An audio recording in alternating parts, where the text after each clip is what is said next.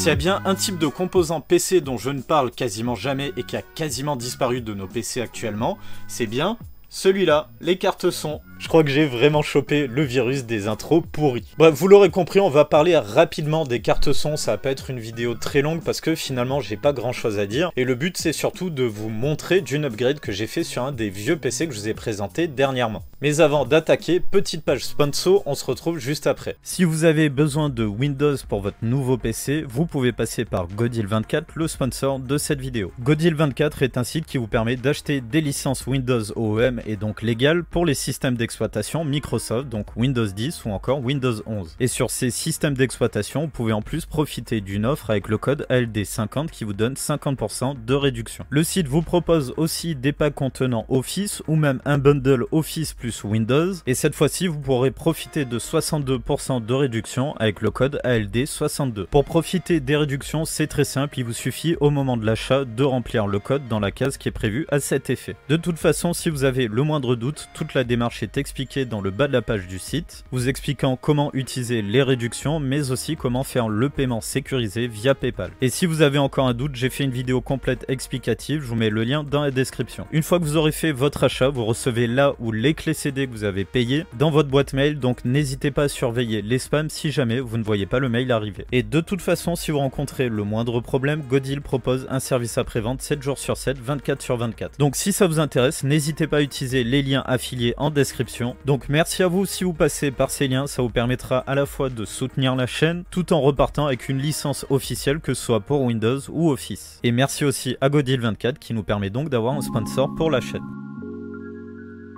Je vous avoue que au niveau technique, eh bien, ce que l'on a dans les cartes son, j'y connais pas grand chose finalement. Je sais juste que c'est des cartes qui nous promettent d'avoir une meilleure qualité audio que le son que l'on peut avoir directement avec nos cartes mères. Et je vous avoue que sur les PC que l'on peut avoir par exemple actuellement, eh bien, j'ai du mal à voir leur intérêt. À part si vraiment on est un audiophile qui arrive à détecter les moindres défauts dans le son, ou tout simplement si on a un musicos et qu'on a vraiment besoin d'avoir une bonne qualité audio pour faire ses enregistrements, eh bien, je suis pas convaincu qu'il y ait énormément de gens qui utilisent des cartes son de nos jours. La raison est simple, c'est que par rapport à ce que l'on a pu avoir il y a peut-être une trentaine d'années, eh bien le son est juste incroyable sur nos PC par rapport à ce que l'on avait à l'époque. Mais vous le savez, ici sur la chaîne, eh bien finalement je passe mon temps à parler de vieilles machines. Et ces derniers temps, je parle surtout des PC des années 90, voire du début des années 90. Et si vraiment il y avait une époque où les cartes son avaient tout leur intérêt, c'est bien à cette période-là. Parce que à l'époque, eh bien les cartes mères n'avaient pas forcément de cartes son, et quand il y en avait, souvent le son était juste horrible. Il y avait des marques telles que Creative, qui est peut-être la marque qui proposait les cartes son les plus populaires, il s'agit des Sound Blaster. Et je peux vous assurer qu'à cette époque-là, avoir une bonne carte son, c'était peut-être aussi important que d'avoir une bonne carte graphique. Parce que comme je vous disais, eh bien de base, le son sur les PC de l'époque était juste horrible. Et ça, c'est quand il y en avait, parce qu'il y avait beaucoup de PC qui n'en avaient pas. Et je vais vous montrer ça par un petit exemple. Si on prend un son qui fait vraiment plaisir à entendre, tel que celui-ci,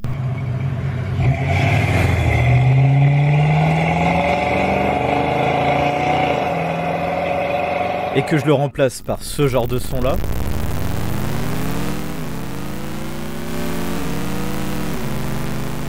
eh bien on se rend vraiment compte que il manque quelque chose, vraiment l'intérêt de cette vidéo, eh bien avec un son qui est tout pourri, il disparaît totalement. Et ça, sur les PC de l'époque, c'était vrai aussi, c'était quand même plus sympa de jouer à nos jeux vidéo avec du son, et si possible un son d'une qualité minimum. Donc en gros, je fais cette vidéo là parce que j'upgrade le PC Olivetti que j'avais présenté la dernière fois, qui avait juste un son catastrophique, et cette upgrade je la fais en ajoutant une carte son Sound Blaster. On va donc faire un petit avant-après, et vous allez voir que ça change absolument tout.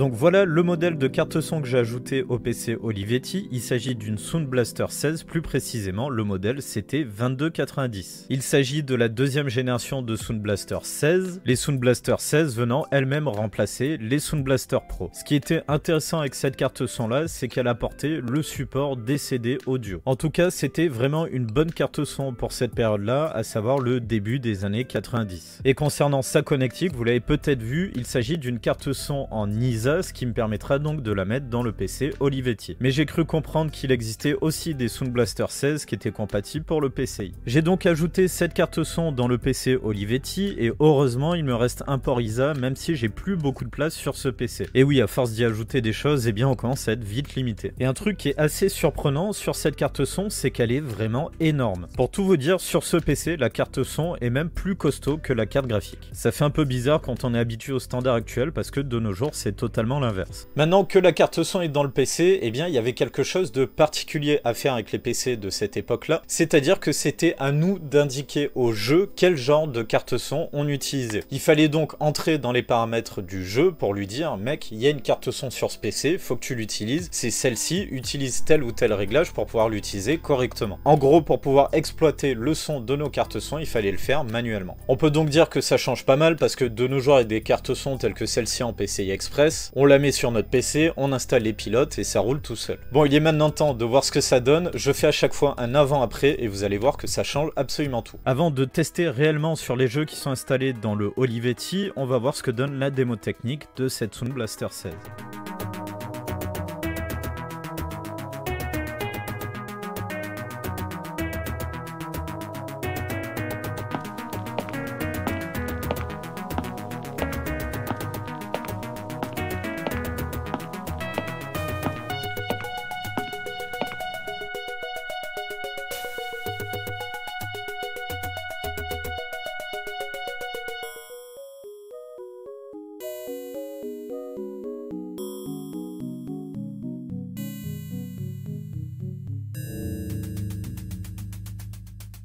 Je vous fais un petit rappel de ce que donnait le son de Doom 2 sur le PC Olivetti avant que j'ajoute la carte son.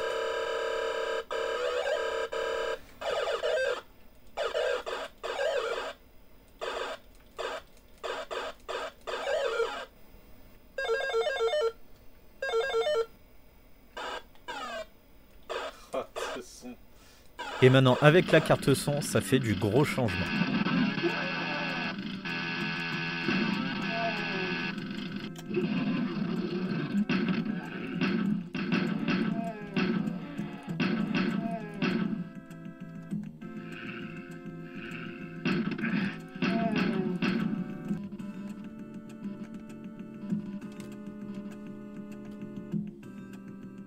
Un truc qui m'a un petit peu surpris, c'est que j'ai l'impression d'avoir un moins bon framerate quand j'utilise le son de la Sound Blaster. Je pense que c'est tout simplement que ça demande plus de travail au processeur. On passe maintenant à Dune 2 qui était particulièrement horrible avec le son d'origine. Je vous fais un petit rappel avec l'intro du logo Westwood.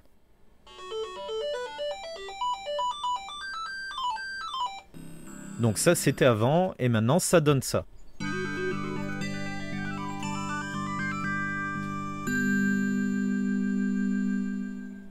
C'est quand même bien plus sympathique. Et pour le reste de l'introduction, avant ça donnait ça.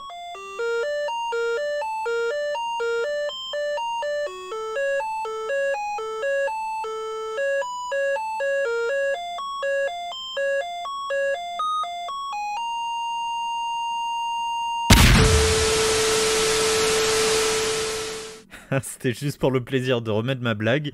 Et maintenant, ça donne plutôt ça.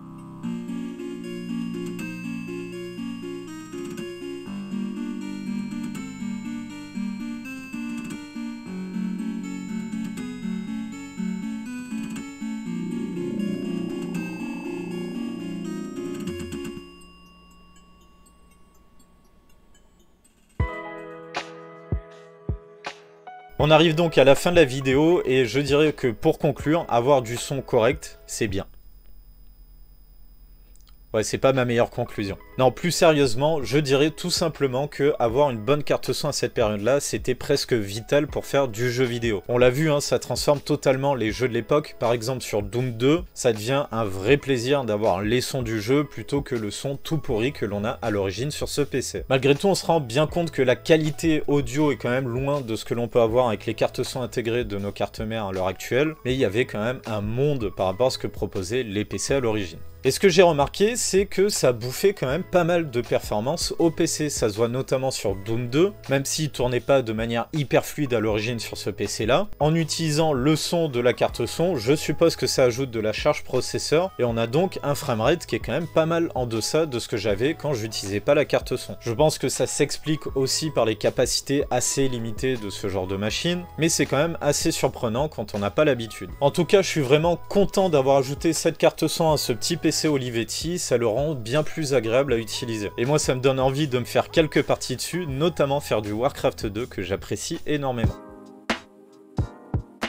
Je voulais aussi vous parler un petit peu du site overclockingpc.eu. Il s'agit d'un forum dans lequel on retrouve donc énormément de passionnés de hardware et surtout, ils ont tendance à parler un petit peu de mon travail. Étant donné qu'ils soutiennent pas mal la chaîne, eh bien je vous invite à aller les soutenir eux aussi. Il y a plein de choses intéressantes telles que des guides ou encore des tutoriels. Vous trouverez aussi des news concernant le hardware, bref c'est un forum qui est très actif. Il s'agit de passionnés et en plus de ça, c'est un des rares endroits dans lesquels on peut partager notre passion. Donc n'hésitez pas à faire un tour sur le site, je vous mets le lien dans la description. Allez, on arrive à la fin de cette vidéo, donc comme d'habitude, si la vidéo vous a plu, n'oubliez pas de mettre le pouce en l'air ou encore de vous abonner si vous ne l'avez pas déjà fait. Et si vous avez envie de m'aider pour le référencement de cette vidéo, on va le faire aussi avec un hashtag comme d'habitude. Il vous suffira de commenter hashtag Soundblaster. Dans la description, vous trouverez bien entendu le sponsor de la chaîne, le lien Linktree vers le Discord, les réseaux sociaux ou la boîte mail, mais aussi la chaîne Twitch où je fais des lives tous les dimanches soirs à 20 h. Allez, on arrive à la fin, donc comme d'habitude, prenez soin de vous et on se retrouve dans la prochaine vidéo.